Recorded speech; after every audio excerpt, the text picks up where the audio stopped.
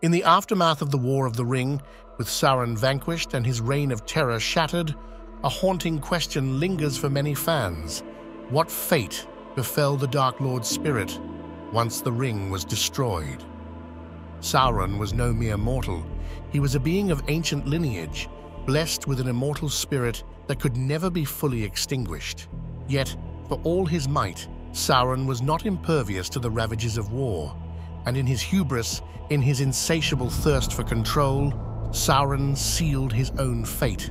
He poured much of his spirit into the One Ring, which would become his undoing. As the fires of Mount Doom consumed the ring, so too did they consume the corporeal form that housed Sauron's malice. But what became of the remainder of Sauron's spirit and his remaining power once the One Ring met its fiery demise? Could it be that the spirit of Sauron endures, a spectre haunting the shadows, biding its time until the evil things begin to stir once more? Join me as we journey into the heart of Middle-earth, where the echoes of Sauron's legacy still resonate and the whispers of his spirit linger on the wind.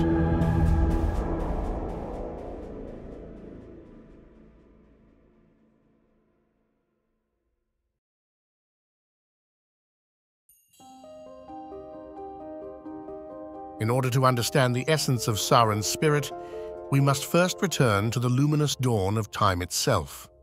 In the unfathomable expanse of the timeless void, there dwelled Eru Iluvatar, the one who is the essence of all things. From the boundless brilliance of his mind, he wove the fabric of reality, a grand tapestry of existence, each thread bearing the mark of his divine hand. First, he created the Ainur, the Holy Ones, spirits born of his thought and imbued with the power of song. The Ainur made the great music, called the Ainulindalë. In this cosmic melody, the world was envisioned, and among the Ainur existed the spirit that would one day be known as Sauron. Some of the Ainur chose to descend into Arda in order to shape the world. The mightiest of these Ainur, known as the Valar, were entrusted with the stewardship of the world, and the Maiar, their lesser kin, served the Valar and embodied aspects of their master's power and wisdom. Sauron was one of these Maiar, a servant and student of the Valar Aule the Smith, though he would betray his master by joining forces with Melkor, the original Dark Lord. Due to these beginnings, Sauron's undying spirit is forever bound to Arda, a malevolent flame of malice, flickering endlessly, never to truly be extinguished.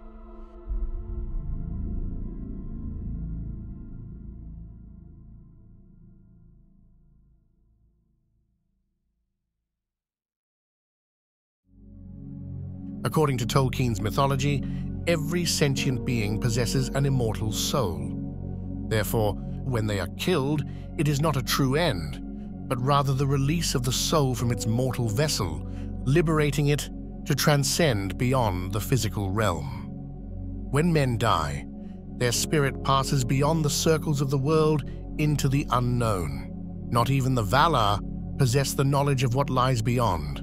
For mortals, the end is resolute and inescapable. When an elf meets their end, their spirit journeys to the halls of Mandos, where it finds respite and reflection. After a time of quiet renewal, they are bestowed with a new body, which is physically identical to their previous form. The sting of death is still sharp for the elves. It is shocking, unpleasant, and it brings about a prolonged parting from those they hold dear, making it something that they still seek to evade. Spiritual beings such as Sauron, however, are naturally formless spirits. When they wish to take physical form in order to interact with the physical world, they are able to take on a body by choice. This form is known as a Fana.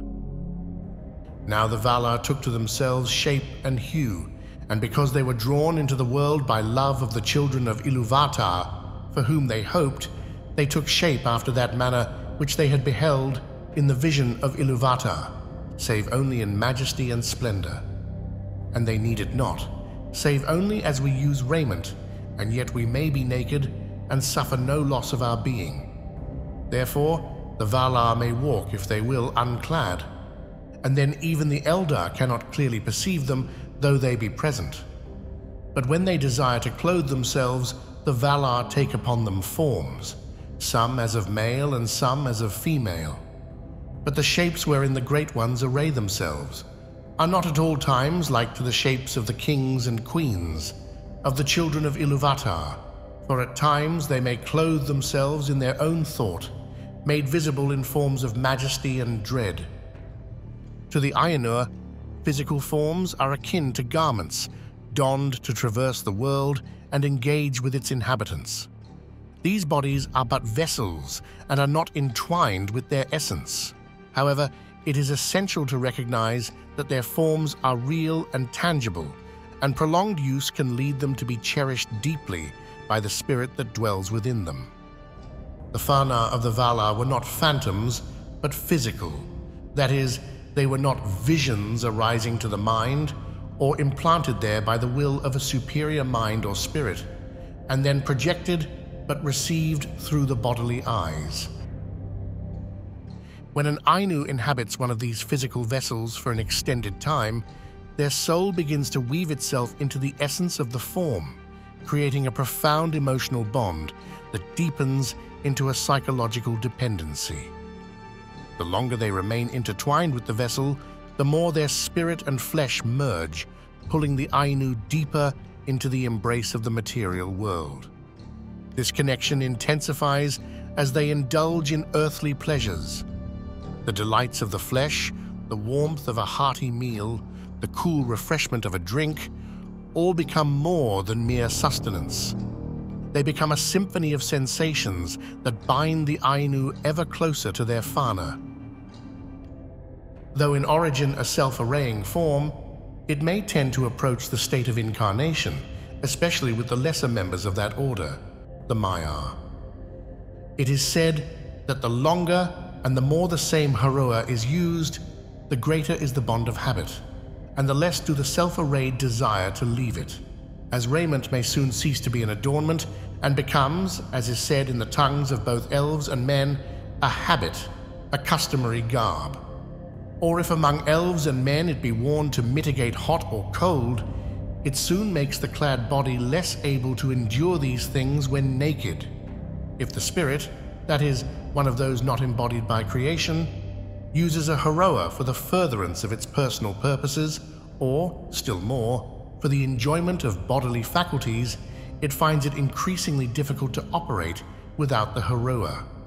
The things that are most binding are those that in the incarnate have to do with the life of the Haroa itself, its substance, and its propagation.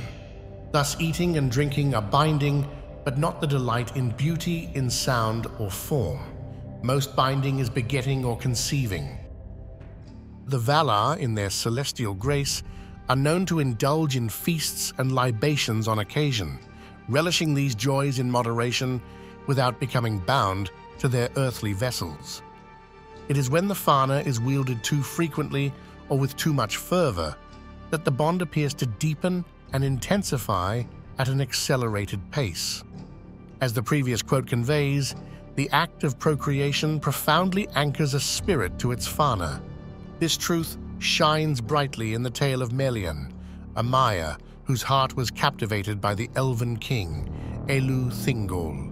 Through their love and the birth of their daughter, Melian became inexorably tethered to her earthly form. And there may be other, more sinister ways in which an Ainu may become bound to their Fana.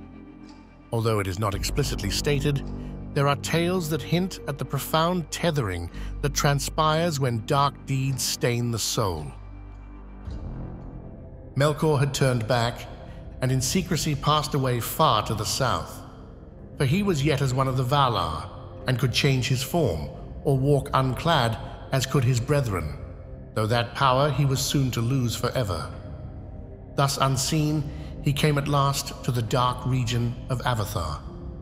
There, beneath the sheer walls of the mountains and the cold, dark sea, the shadows were deepest and thickest in the world, and there in Avathar, secret and unknown, Ungoliant had made her abode.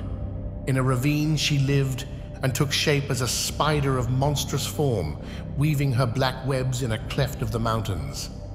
There she sucked up all light that she could find and spun it forth again in dark nets of strangling gloom until no light more could come to her abode, and she was famished. Now Melkor came to Avathar and sought her out, and he put on again the form that he had worn as the tyrant of Utumno, a dark lord, tall and terrible. In that form he remained ever after. Melkor recruited Ungoliant, seeking to drain the radiant essence of the two trees of Valinor. Through this menacing alliance, he sought to quench the very light that bathed and enriched the surrounding lands and peoples.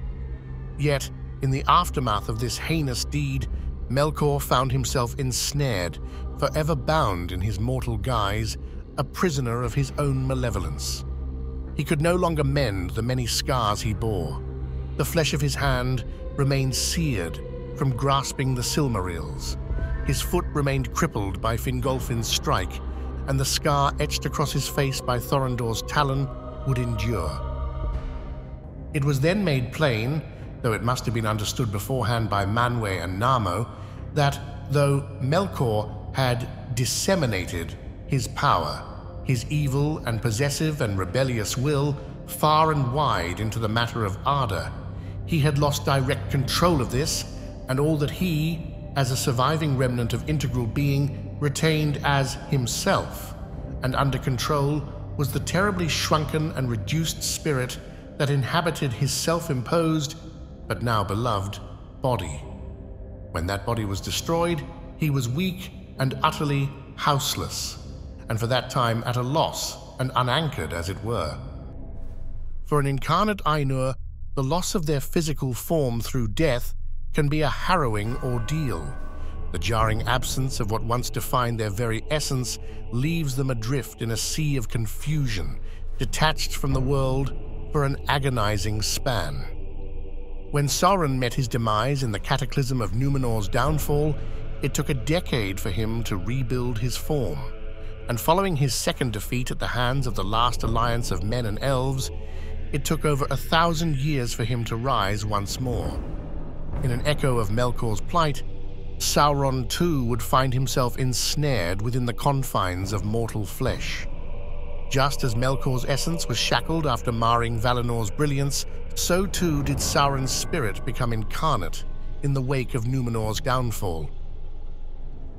There came a mighty wind and a tumult of the earth, and the sky reeled, and the hills slid, and Numenor went down into the sea, with all its children and its wives and its maidens and its ladies proud, and all its gardens and its halls and its towers, its tombs and its riches, and its jewels and its webs and its things painted and carven, and its laughter and its mirth and its music, its wisdom and its lore, they vanished forever. Sauron himself was filled with great fear at the wrath of the Valar, and the doom that Eru laid upon sea and land. It was greater far than aught he had looked for, hoping only for the death of the Númenóreans and the defeat of their proud king. But Sauron was not of mortal flesh, and though he was robbed now of that shape in which he had wrought so great an evil, so that he could never again appear fair to the eyes of men, yet his spirit arose out of the deep and passed as a shadow and a black wind over the sea, and came back to Middle-earth and to Mordor, that was his home. In the dawn of his self-resurrection, Sauron emerged with flesh anew. Thus exposed, he became susceptible to the weapons of mortals. But before these events would unfold, and while he still possessed the ability to change his form, he would wield his abilities as a shapeshifter to terrible effect.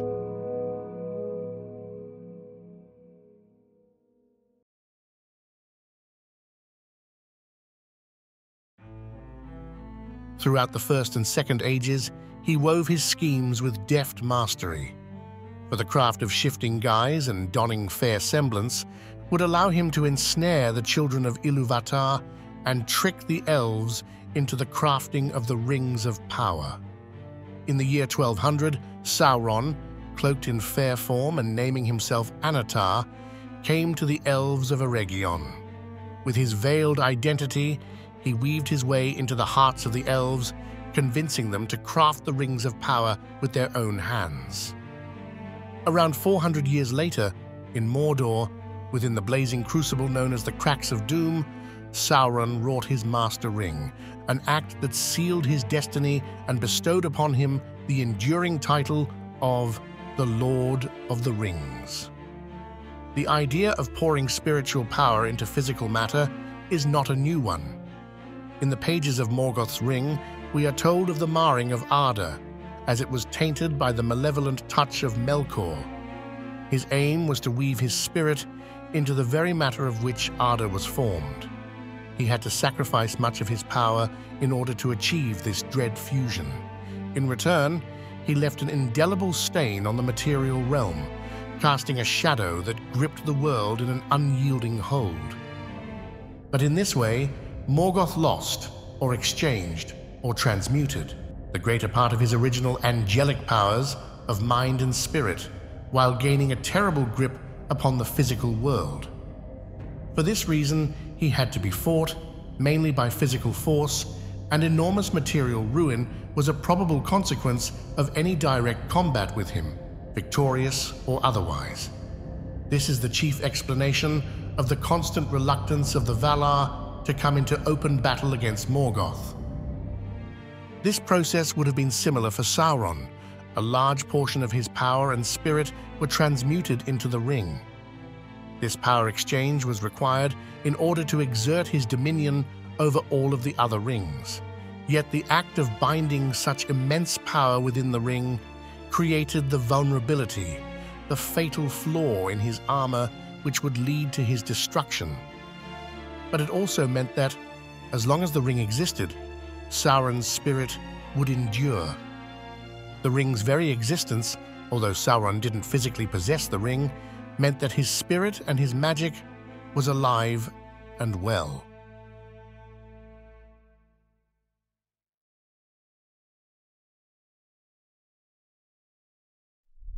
Sauron would, before long, invoke yet another guise, naming himself Zigur the Great. Empowered by his freshly forged ring, he swiftly rose to become a formidable king in Middle-earth.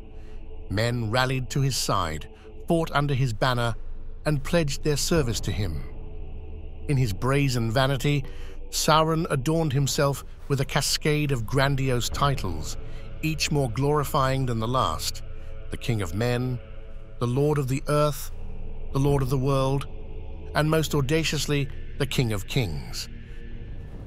This final, most vainglorious claim enraged Ar-Pharazôn, the mighty ruler of Númenor, provoking him to wage war against Sauron.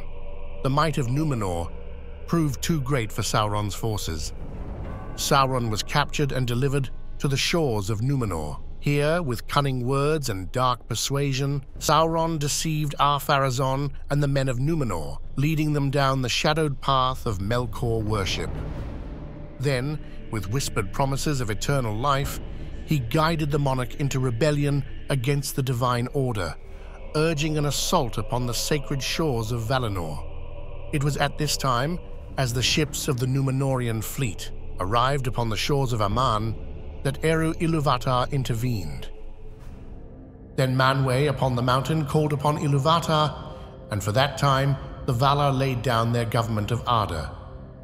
But Ilúvatar showed forth his power, and he changed the fashion of the world, and a great chasm opened in the sea between Númenor and the Deathless Lands, and the waters flowed down into it, and the noise and smoke of the cataracts went up to heaven, and the world was shaken, and all the fleets of the Númenorians were drawn down into the abyss, and they were drowned and swallowed up forever. But Ar-Pharazôn, the king, and the mortal warriors that had set foot upon the land of Aman were buried under falling hills. There it is said that they lie imprisoned in the caves of the Forgotten until the last battle and the day of doom. As Númenor descended into the abyss, Sauron's bodily form perished, yet his spirit, undeterred, fled back to Middle-earth, seeking refuge in the ominous fortress of Barad-dûr. Here, he would find that he could no longer alter his form. He was now imprisoned in the grim visage that he had crafted for himself, forever bound as the Dark Lord. Yet his spirit arose out of the deep and passed as a shadow and a black wind over the sea, and came back to Middle-earth and to Mordor, that was his home. There he took up again his great ring in Barad-dûr, and dwelt there dark and silent until he wrought himself a new guise, an image of malice and hatred made visible. In the eye of Sauron the Terrible, few could endure. There lies a belief within the fan community that this loss of shape-shifting ability is due to a simple loss of power. The concept that Sauron grew weaker with each defeat, emerging diminished after every fall, echoes widely through the lore community. Yet, Gandalf reveals that if Sauron had reclaimed the ring in the Third Age, his strength would have surged, making him mightier than ever before. He only needs the one, for he made that ring himself. It is his, and he let a great part of his own former power pass into it, so that he could rule all the others. If he recovers it, then he will command them all again, wherever they be, even the three, and all that has been wrought with them will be laid bare, and he will be stronger than ever. Yet, in a profound shift, his essence intertwined with the mortal coil, rendering him vulnerable, though perhaps no less dangerous. In the embrace of corporeal form, Sauron would have been forced to surrender to many of the constraints of mortality. No longer could his spirit soar through the realms with effortless fluidity, nor deceive those who he wished to corrupt with the veil of his fair form. In this way, he was certainly weakened, and he would now fear the destruction of his body more keenly than ever before. It is for this reason that he sought refuge within the vast fortress of Barad-dûr, while the last alliance entered into Mordor and there laid siege to the Dark Tower. For 7 long years, he lingered within its depths, ensconced in the grip of fear as the last alliance lingered in his dark domain. Then Gil-galad and Elendil passed into Mordor and encompassed the stronghold of Sauron, and they laid siege to it for 7 years and suffered grievous loss by fire and by the darts and bolts of the enemy. And Sauron sent many sorties against them. There in the valley of Gorgoroth, Anarion, son of Elendil, was slain, and many others. But at the last, the siege was so strait that Sauron himself came forth. And he wrestled with Gil-galad and Elendil, and they both were slain, and the sword of Elendil broke under him as he fell. But Sauron also was thrown down, and with the hilt shard of Narsil, Isildur cut the ruling ring from the hand of Sauron and took it for his own. Then Sauron was for that time vanquished, and he forsook his body, and his spirit fled far away and hid in waste places. And he took no visible shape again for many long years. By mortally wounding Sauron, they rent his spirit from its vessel, a grievous blow that surely exacted a heavy toll upon the Dark Lord, leaving him deeply wounded. However, he wasn't merely separated from his body, he was torn from something even more precious, as Isildur took up his father's broken sword and cut the ring from Sauron's black hand. The absence of the ring would strip Sauron of his ability to amplify his dark powers, leaving him profoundly diminished and inflicting upon him a wound that would fester and never heal.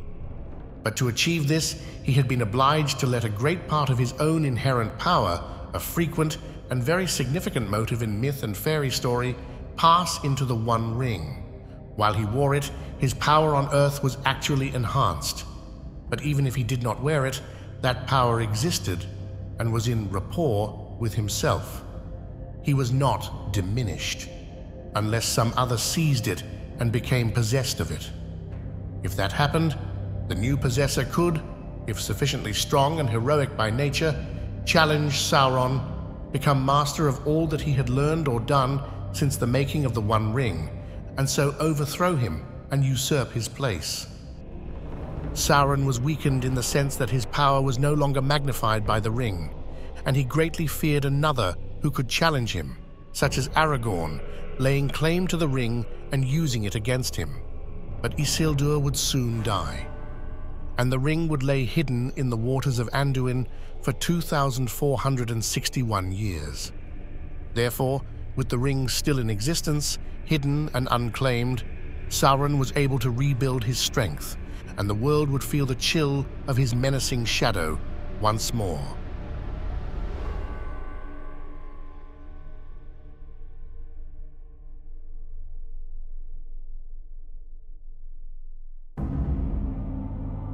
Despite the ring's absence, Sauron remained a formidable force. Though his defeats had slowed his return, the year 1050 of the Third Age marked the resurgence of his dark presence. It seemed that the evil power in Mirkwood had been driven out by the White Council only to reappear in greater strength in the old strongholds of Mordor. The Dark Tower had been rebuilt, it was said. From there, the power was spreading far and wide, and away far east and south there were wars and growing fear.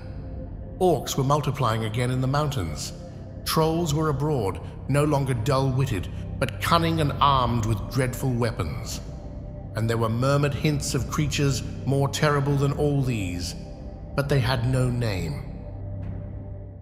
He materialized once more, crafting his body anew, and it became evident that Sauron now bore the scars of his ordeals. For after reconstructing his body, he would discover that he could not restore the finger that Isildur took from him. Despite bearing the evidence of this ancient wound, if he was simply able to recover his lost ring, he would have been such a force in the world that none among the free peoples of Middle-earth would have had the strength to now stand against him. Concerning this thing, my lords, you now all know enough for the understanding of our plight and of Sauron's. If he regains it, your valor is vain, and his victory will be swift and complete. So complete that none can foresee the end of it while this world lasts. Upon reclaiming the ring, Sauron would rise to unparalleled might in Middle-earth, where his reign would be absolute and all would bend to his will under the weight of their despair. Of course, Sauron would forever be severed from that part of himself which he poured into his ring, doomed instead to watch on as the ring fell into the fires of Mount Doom. And, in the vivid recounting of Sauron's demise, Tolkien gifts us with tantalizing hints about the Dark Lord's ultimate fate. "Stand, men of the West, stand and wait, this is the hour of doom." And even as he spoke, the earth rocked beneath their feet. Then rising swiftly up, far above the towers of the Black Gate, high above the mountains, a vast soaring darkness sprang into the sky, flickering with fire. The earth groaned and quaked.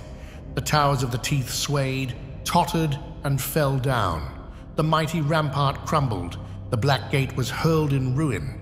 And from far away, now dim, now growing, now mounting to the clouds, there came a drumming rumble, a roar, a long echoing roll of ruinous noise. "The realm of Sauron is ended," said Gandalf. "The ring-bearer has fulfilled his quest." And as the captains gazed south to the land of Mordor, it seemed to them that, black against the pall of cloud, there rose a huge shape of shadow, impenetrable, lightning-crowned, filling all the sky. Enormous it reared above the world, and stretched out towards them a vast, threatening hand, terrible but impotent. For even as it leaned over them, a great wind took it, and it was all blown away and past. And then a hush fell. This passage reveals that, with the destruction of the ring, all things that had been bound together by the will of Sauron collapsed in a cataclysm of chaos and disarray. The forces he commanded and the very lands he controlled disintegrated, releasing a torrent of upheaval that marked the end of his reign. Sauron then transformed into a colossal shadow, vast and consuming, stretching across the sky. His presence was like a storm, dark and terrible. He extended his grasp towards the ranks of men assembled before the Black Gate in a final act of malice. In this dramatic scene, we are learning of the endurance of his spirit, lingering like a wraith beyond the ring's destruction. We are then told that his shadowy form was lost to a great wind. It seems as though he had become so diminished that the only form he could now muster was so weak that it was blown away by the wind, a wind that was perhaps sent forth by Manwë, but a wind nonetheless. This haunting vestige of Sauron's essence stood as the final embodiment of his spirit that mortal eyes would ever witness.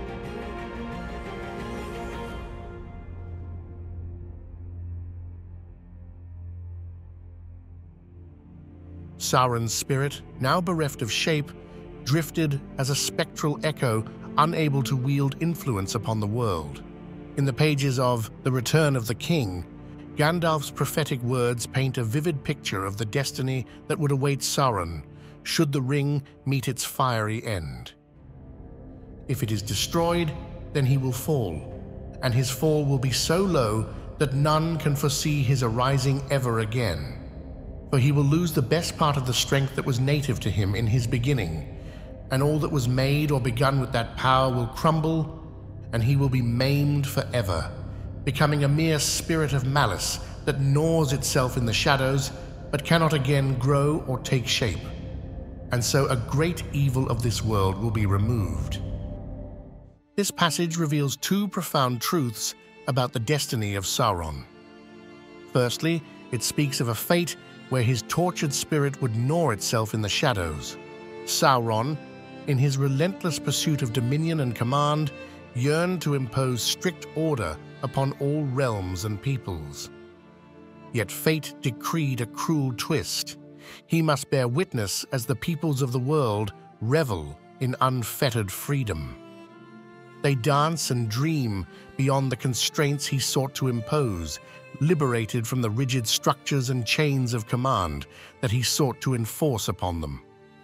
For a being such as Sauron, who thrived on the control and subjugation of the children of Ilúvatar, this existence of anarchic liberty is as an exquisite torment. To gaze upon what he perceives as chaos, where every soul roams free and unbounded, is a relentless agony that chafes against his very being. In the shadows, his spirit writhes, unable to enact his will upon the world he once sought to mold into perfect order.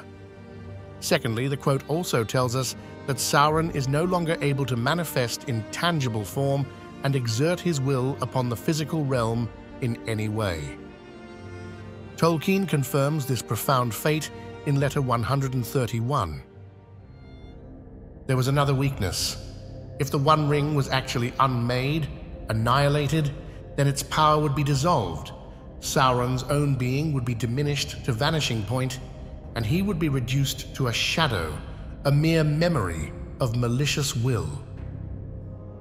However, there is one last quote that I wish to share with you, which may provide us with an alternate answer as to the final resting place of Sauron's spirit. Among those of his servants that have names, the greatest was that spirit whom the Eldar called Sauron, or Gorthar the Cruel. In his beginning, he was of the Maiar of Aule, and he remained mighty in the lore of that people. In all the deeds of Melkor the Morgoth upon Arda, in his vast works and in the deceits of his cunning, Sauron had a part, and was only less evil than his master, in that for long he served another and not himself. But in after years, he rose like a shadow of Morgoth and a ghost of his malice, and walked behind him on the same ruinous path down into the void. This is the account of the Valar and Maiar according to the lore of the Eldar, and is contained within the Silmarillion. Here it is told that Sauron, stripped of his former power, would be cast into the timeless void, an infinite chasm of darkness, where he would once more join Melkor. In this boundless realm of night, the two Dark Lords together would linger, biding their time in the vast emptiness, awaiting the ending of the world. However, when considering this possibility, we must remember that the Silmarillion was not published during Tolkien's lifetime. so although it contains much of his vision, it never received his ultimate blessing. We must also consider that the phrase, "path down into the void," could be simply a dramatic way of saying that Sauron followed in the footsteps of Melkor, similar to saying that Sauron followed Melkor's descent into darkness. Moreover, since this lore springs from the Eldar, we must acknowledge the possibility that the Eldar, with their own biases and perspectives, may not be entirely trustworthy narrators, so relying upon the works that were published during Tolkien's lifetime, it becomes clear that Sauron's disembodied essence is condemned to drift aimlessly, lost and yearning, ever waiting for the twilight of all things. In Morgoth's Ring, we are told that Tolkien speculated as to whether a Maya who has been reduced to impotence may find a new existence as one of the occult beings that strike fear into many hearts to this day. Melkor had corrupted many spirits, some great as Sauron or less so as Balrogs. The least could have been primitive and much more powerful and perilous orcs, but by practicing when embodied procreation, they would become more and more earthbound, unable to return to spirit state, even demon form, until released by death, killing, and they would dwindle in force. When released, they would, of course, like Sauron, be damned. That is reduced to impotence, infinitely recessive, still hating, but unable more and more to make it effective physically, or would not a very dwindled dead orc state be a poltergeist? Seeing as our world is the same world that was once Middle-earth, it would follow that Sauron's spirit lingers with us to this very day. Does he still have enough power left in him to affect the physical world in some way? Could he perhaps act as a poltergeist, moving objects and making small noises in order to make his presence felt at the opportune moment? He could be watching any one of us right now, an essence of pure malice and hatred, observing and cursing our freedom as we revel in the story of his demise.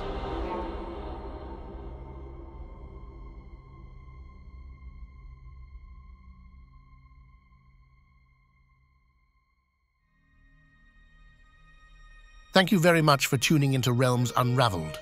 Before I bid you a fond farewell, we would like to take this opportunity to light the beacons and call for aid. If you did enjoy this video, we would ask that you kindly click the like button below.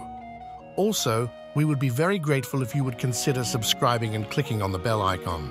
By doing so, you will be notified when we upload new videos. Thanks again for watching, and until next time, farewell, fellow explorers of Middle-earth.